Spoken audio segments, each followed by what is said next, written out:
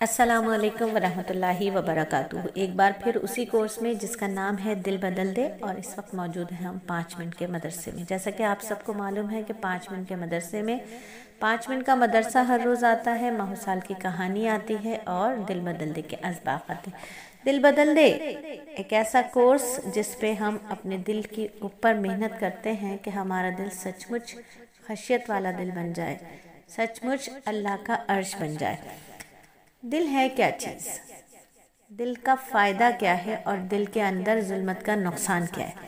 دیکھیے، ہر شخص جو اس دنیا میں آیا ہے، ہر وہ جان جو اس دنیا میں بھیجی گئی ہے، اسے موت کا ذائقہ چکھنا ہی چکھنا ہے۔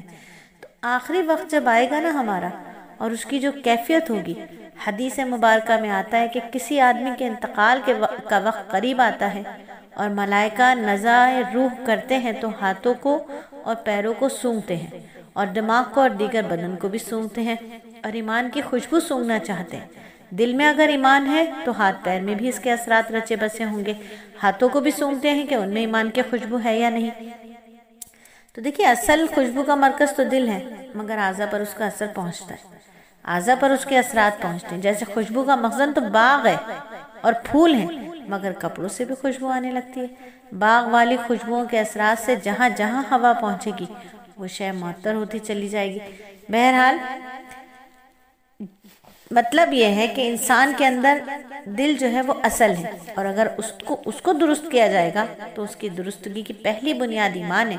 ایمان رہتا ہے قلب کے اندر، جیسے لا الہ الا اللہ دل کے اندر کی بات ہے، محمد رسول اللہ باہر کی بات ہے، نظر آنے والی بات ہے، جو کیفیت میں نظر آتی ہے، جو حال میں نظر آتی ہے۔ تو ایمان قلب کے اندر رہتا ہے، اور اس کے اثرات ہاتھ پیر اور عمل کی صورت میں نظر آتے ہیں، ظاہر ہوتے ہیں۔ تو معلوم یہ ہوا کہ دل ایمان کی جگہ ہے اور ہاتھ پیر اسلام کی جگہ ہے۔ ایمان چھپی ہوئی شے ہے جو دل میں رہتا ہے، اسلام کھلی ہوئی شے ہے جو ہاتھ پیروں میں نظر آتا ہے۔ نماز پڑھی، ہاتھ پیروں سے پڑھی، دیکھنے والے جانتے ہیں کہ میں نے آپ نے نماز پڑھی، مگر فعل کا سرچشمہ قلب کے اندر ہے۔ اگر اس کے اندر جذبہ عقیدت ہے، محبت ہے، اللہ کی چاہت کا نہ پیدا ہونا ہوتا تو نماز بھی نہ پڑھتے۔ تو معلوم کیا ہوا؟ معلوم یہ ہوا کہ اصل میں نماز پڑھنے والا دل ہے، لیکن عمل کی صورت ہاتھ پاؤں سے ظاہر ہوتی ہے۔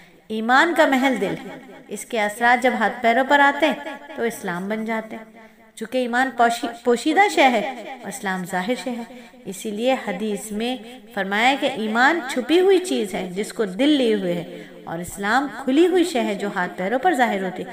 تو وہی اندرونی شے جب تک چھپی ہے اسے ایمان کہتے ہیں، اور وہی شے جب ہاتھ پیروں پر آ جاتی ہے تو اسے اسلام کہتے ہیں۔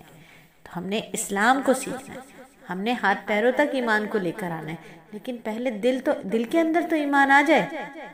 اسلام تو ظاہر نظر آ رہا ہے نا، کیسا نظر آ رہا ہے؟ ٹوٹا پھوٹا نظر آ رہا ہے۔ ہمارے اعمال کہاں اتنے اچھے نظر آ رہے ہیں؟ تو انہی اعمال کو اچھا کرنے کے لیے، اپنی آنکھوں کو، اپنے دل کو، اپنے زبان کو، اپنے ذہن کو گناہوں سے بچانے کے لیے سب سے پہلے گناہ کی پہچان کرنی ہوگی، کیونکہ جب تک ہمیں گناہ ہونے کا اندازہ نہیں ہو جائے گا ہم شاید اس کو چھوڑ نہیں سکتے۔ جیسے کہ بے پردگی اتنی عام ہو چکی ہے کہ ہم اسے گناہ ہی نہیں سمجھتے، جیسے غیبت اتنی عام ہو چکی ہے کہ ہم اسے گناہ ہی نہیں سمجھتے۔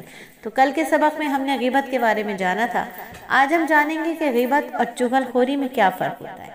آج ہمارا سبق جو ہے وہ ہے چغل خوری پر، اور اسلام کے بہترین اہم اصولوں پر ہے، جس میں غیبت کے اسباب بھی آج ہم آپ کو بتائیں گے کہ غیبت کرتا کیوں ہے انسان۔ تو چلیے تھوڑا سا سبق میں اور آگے بڑھتے ہیں۔